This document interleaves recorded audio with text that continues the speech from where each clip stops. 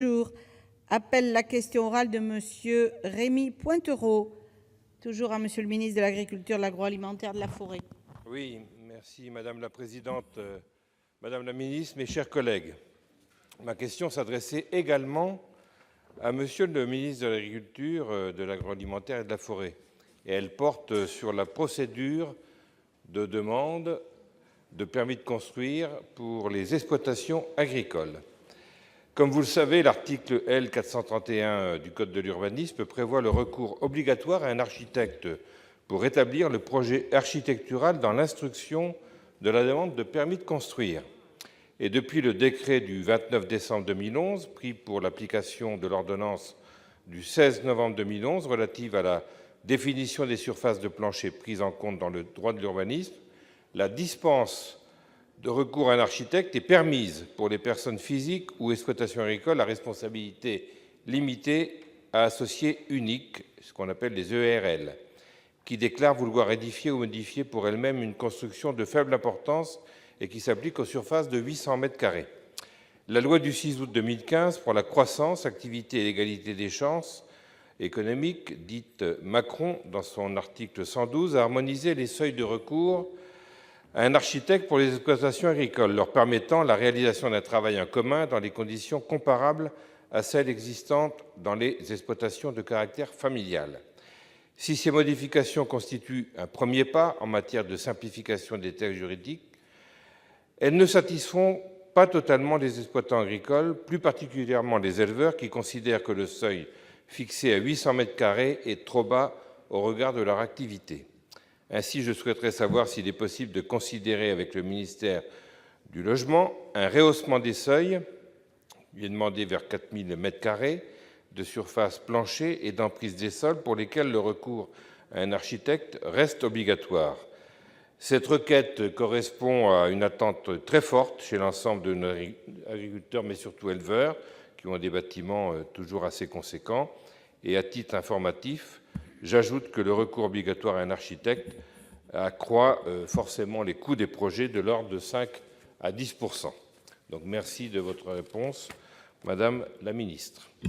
Merci. La parole à Madame la ministre Axelle Lemaire. Merci Madame la Présidente. Monsieur le sénateur, vous avez souhaité interroger Monsieur le ministre de l'Agriculture sur les seuils de surface des bâtiments agricoles qui requièrent le recours obligatoire à un architecte. Stéphane Le Foll est absent aujourd'hui, il est à Bruxelles pour assister au Conseil des ministres de l'Agriculture européen. La réglementation en vigueur, qui a été établie par un décret de 1977, fixe à 800 m² le seuil au-delà duquel la signature par un architecte d'un projet de construction professionnelle agricole est requise.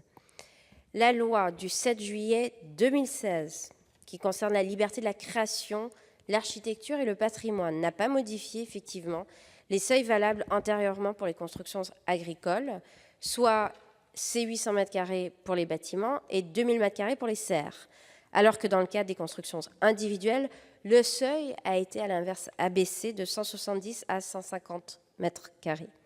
C'était un point important pour le ministre de l'Agriculture que de ne pas abaisser ces seuils pour le secteur agricole, pour éviter que des normes supplémentaires et coûteuses soient ajoutées sur les exploitants agricoles.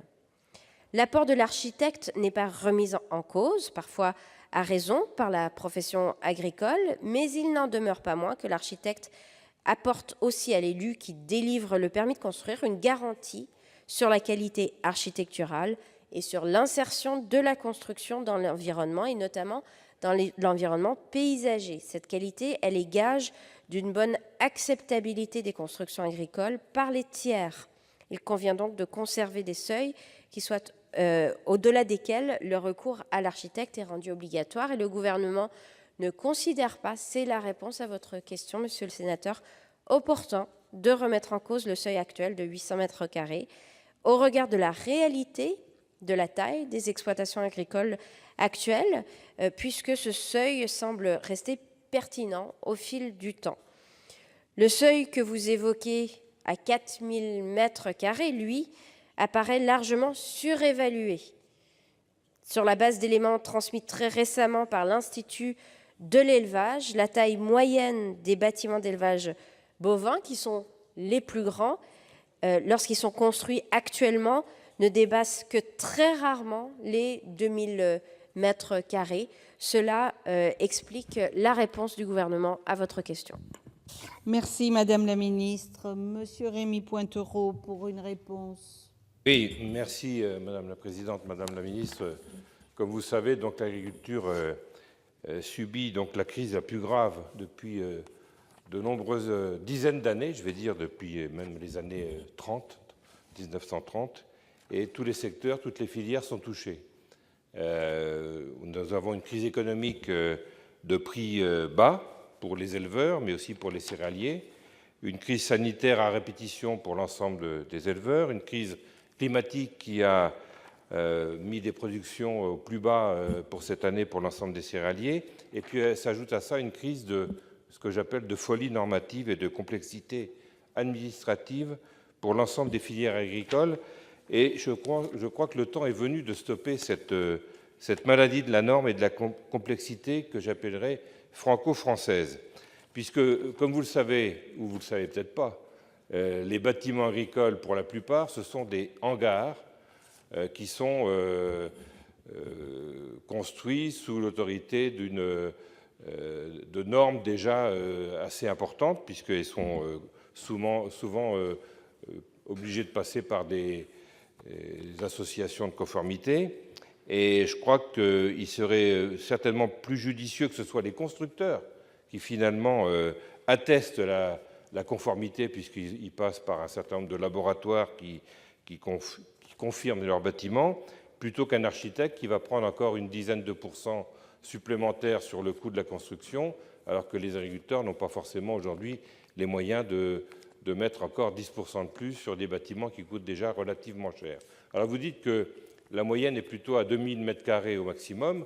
À ce moment-là, entre 800 et 4000, on pourrait très bien penser que les 2000 m² sont tout à fait judicieux.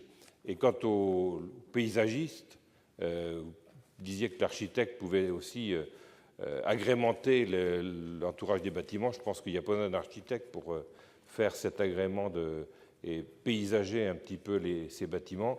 Les agriculteurs ont toutes les capacités pour le faire, ou faire appel à un paysagiste qui coûterait beaucoup moins cher qu'un architecte. Voilà, merci. Merci. Alors, l'ordre du jour appelle la question orale